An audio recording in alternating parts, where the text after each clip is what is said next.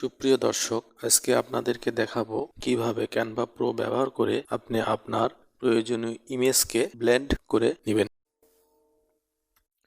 প্রথমে ক্যানভা অ্যাকাউন্টে 780x720 পিক্সেলের একটি নতুন ডিজাইন ওপেন করবেন এবং এখানে আপনার আপলোডস অপশনে আপনার প্রয়োজনীয় আপলোড করা ইমেজটিকে ড্র্যাগ করে ডিজাইনে নিয়ে আসবেন এবং এখানে ইমেজটিকে রিসাইজ করে ফুল স্ক্রিন করে দিবেন।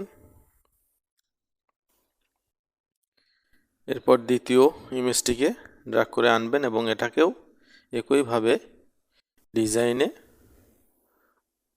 ফুল স্ক্রিন করে দিবেন।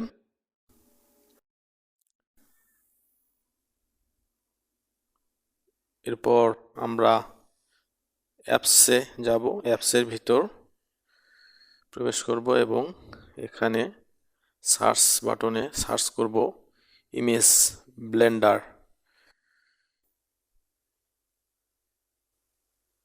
ইমেজ ব্লেন্ডার এই অ্যাপসটি আমরা প্রবেশ করব। এখানে এই যে প্রথমটা ইমেজ ব্লেন্ডার, এখানে সিলেক্ট করব। এরপর এই লিনার অপশনটাকে সিলেক্ট করব এবং এই যে এই চিহ্নটাকে আপনার পছন্দ মতো আপনি ডিজাইনে অ্যাড করে নেবেন। আপনি কোন দিকে, উপর নিচে অথবা ডানে বামে, যেভাবে আপনার ইচ্ছা। এরপরে স্ট্রেংথ এটাকে আপনি কমিয়ে বাড়িয়ে আপনার মতো কন্ট্রোল করে আপনি ডিজাইন করে নেবেন। এরপর সেভে ক্লিক করে দেবেন।